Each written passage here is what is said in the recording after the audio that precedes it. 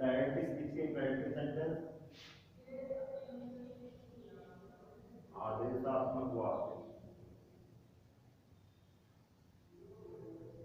आदेशात्मक वाक्य पहचान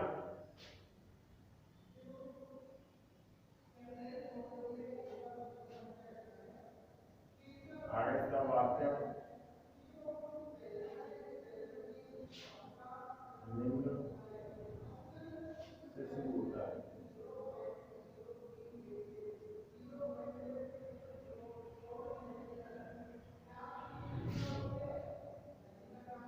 इस वाक्य से शुरू होता है।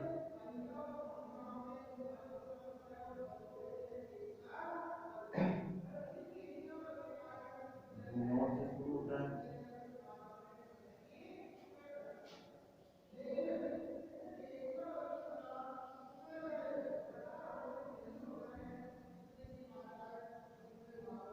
नेवर से शुरू होता है।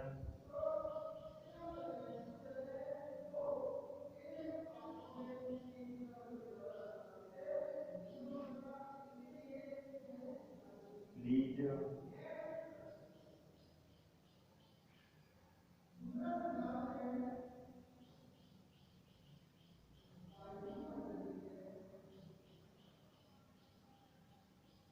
लिखाने से शुरू होता है। लेट से शुरू होता है।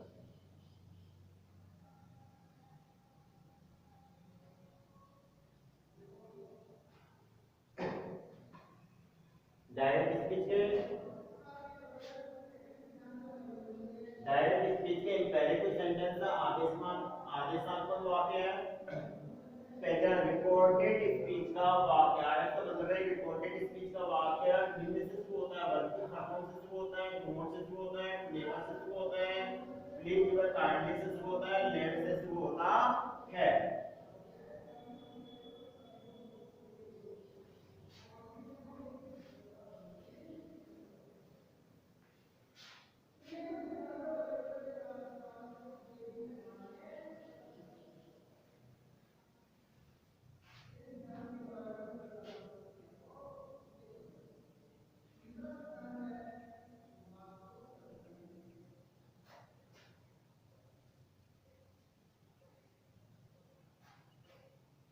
यदि आदेश के वाक्य में आदेश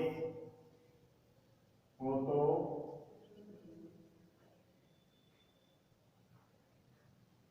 आदमी में निम्न परिवर्तन करते हैं।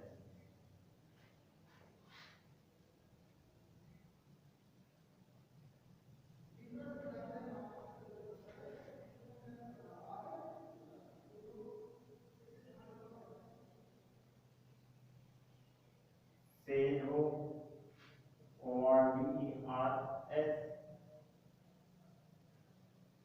सेज टू हो ORDERS, से हो ORDER, से टू हो ORDER, सैड हो ORDERT,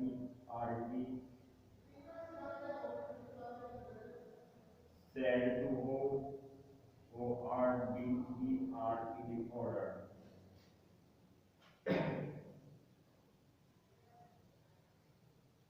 यदि आरएस के वाक्य में कला हो तो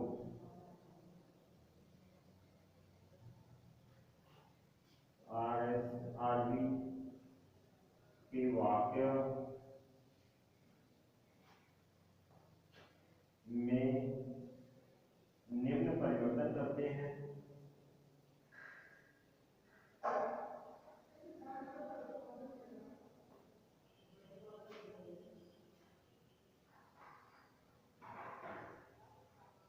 यदि आरएस के वाक्य में कला हो तो आरबी के वाक्य में निम्न परिवर्तन करते हैं।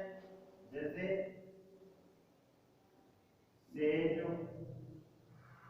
सेज टू ADVIS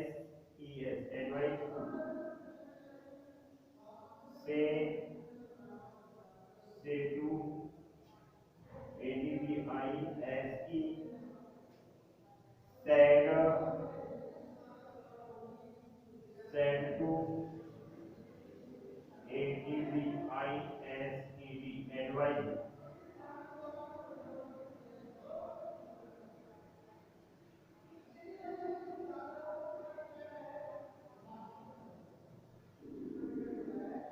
यानी सेड हो या सेड टू, जैसे सेड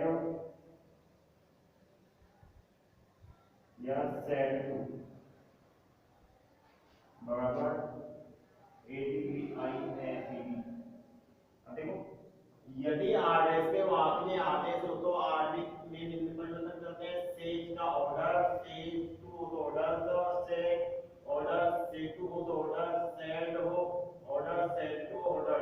यदि आरएस के वाक्य में सलाह हो तो आरबी के वाक्य में निम्न परिवर्तन करते हैं। सेज हो या सेज टू हो तो ऑर्डर एडवाइज में बदलते हैं। सेज टू या सेज टू हो तो एडवाइज में, सेड हो या सेज टू हो तो एडवाइज में बदलते हैं।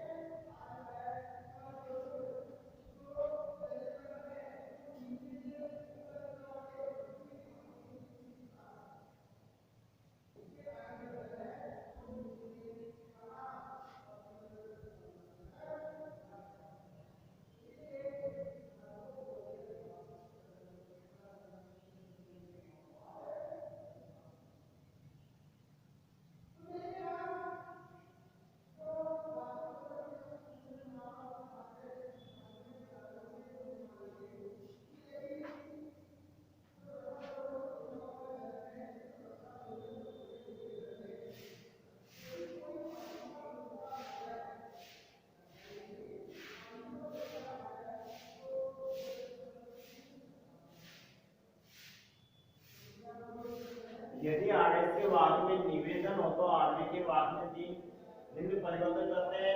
से जो सेज टू हो तो रिक्वेस्ट में, से सेज टू हो तो रिक्वेस्ट में, सेड टू हो तो रिक्वेस्टेड में बदलते हैं। यदि आरएस के वाक्य में निषेध मना करने का बोध हो, आरबी के वाक्य में निम्न परिवर्तन करते हैं। सेड हो या सेड टू को फॉरवर्ड में बदलते हैं। दोनों वाक्यों को यानी रिपोर्टेड स्पीच के वाक्य को रिपोर्टिंग वन के दोनों वाक्यों को टू से जोड़ते हैं। नेवर के बाद टू लगाते हैं।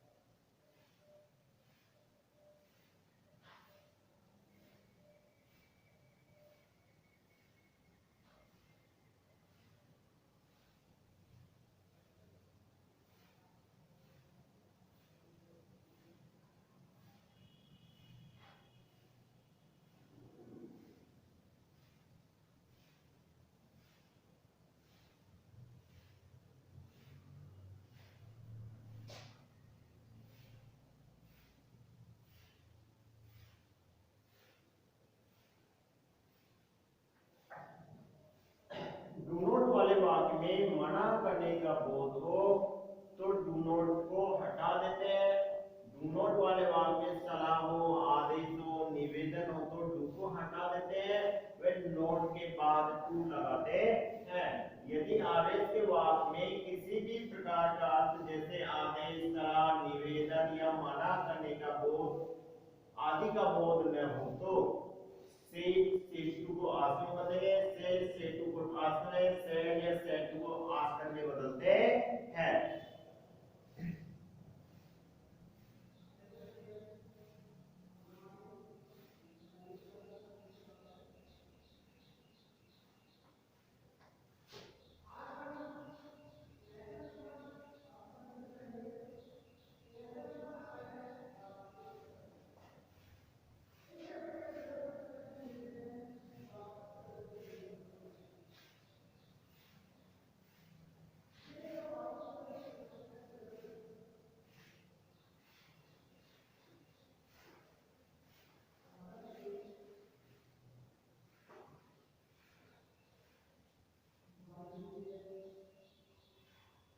एग्जांपल है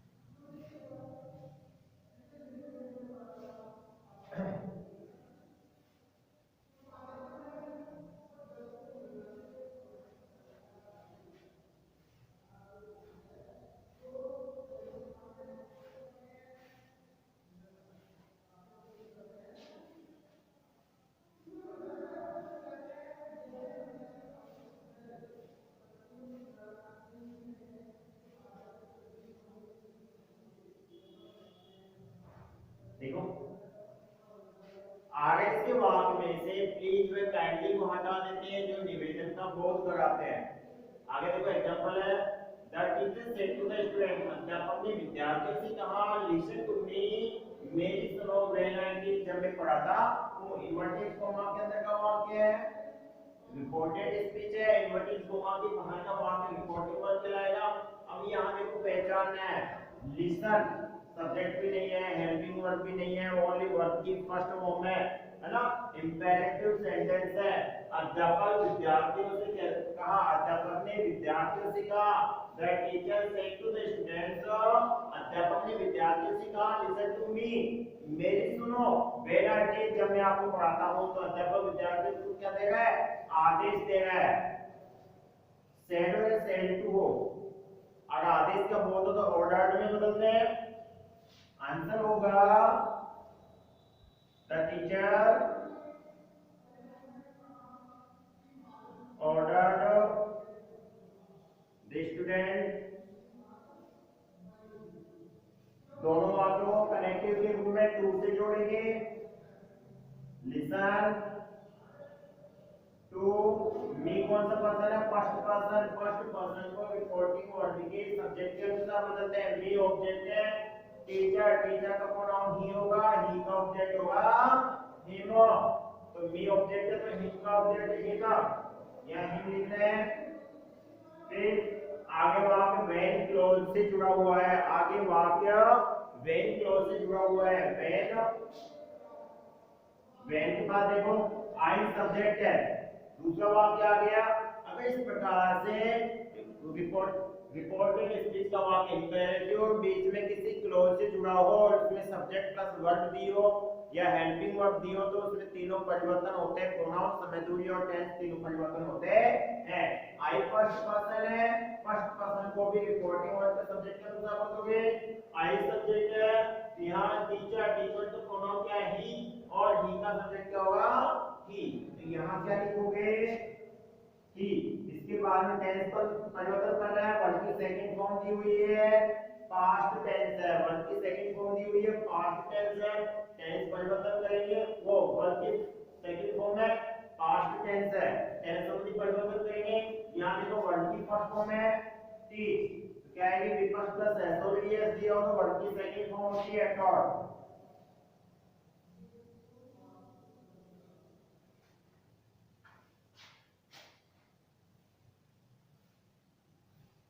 My father said to me, never waste your time.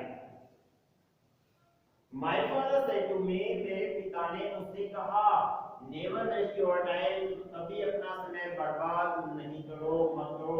never से शुरू है, imperative sentence आदेशात्मक वाक्य है, important speech का वाक्य never से शुरू होने वाला है, आदेशात्मक है, imperative है। अब इसने my father said to me, यानी पिता अपने बेटे से कहता है कि never waste your time, अपना समय कभी बर्बाद मत करो, यानी never अधिकतर सलाह देती है। never क्या देती है? सलाह। सलाह है तो सेट टू को बदलोगे एडवाइस में, सलाह है तो सेट टू को किसमें बदलोगे? एडवाइस में। आंसर होगा my father advised me। Never के बाद टू लगेगा कनेक्टिव के रूप में, नेवर के बाद टू लगेगा, never to waste your second person है, ऑब्जेक्ट के अनुसार मतलब ऑब्जेक्ट में क्या दिया हुआ है? मी। योर पॉजेसिव है, मी का पॉजेसिव क्या होगा? My time. मी का पॉजेसिव क्या होगा? My time.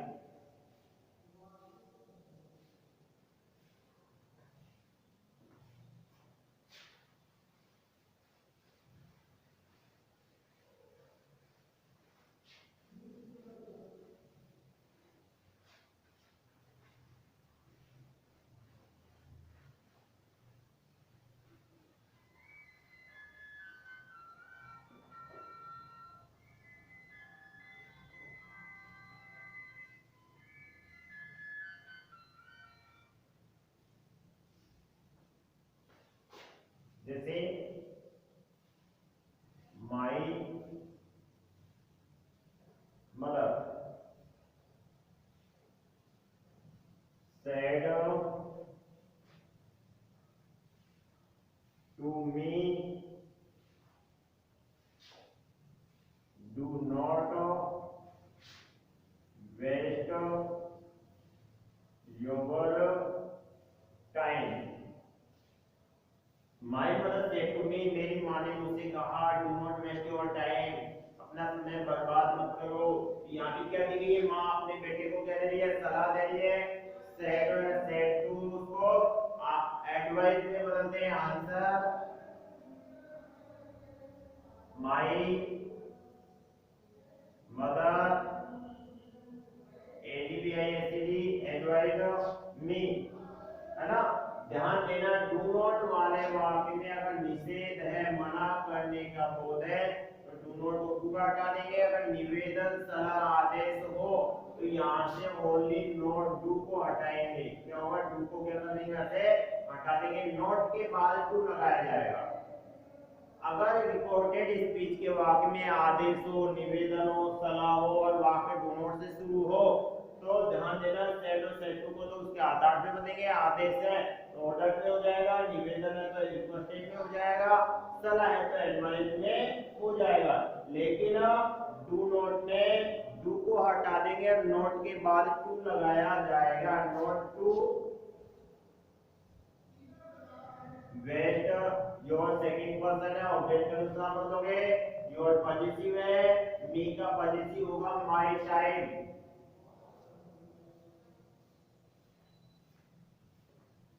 जैसे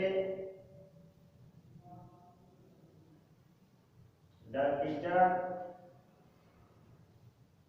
said to me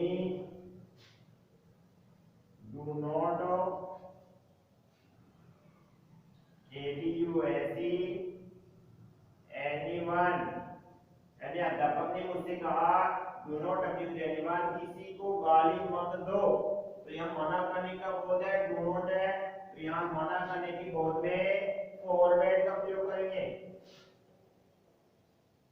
the teacher FORBADE में डू नॉट पूरा हट जाएगा, टू जोड़ देंगे, अब्यूज एनीवन, ये हो गया।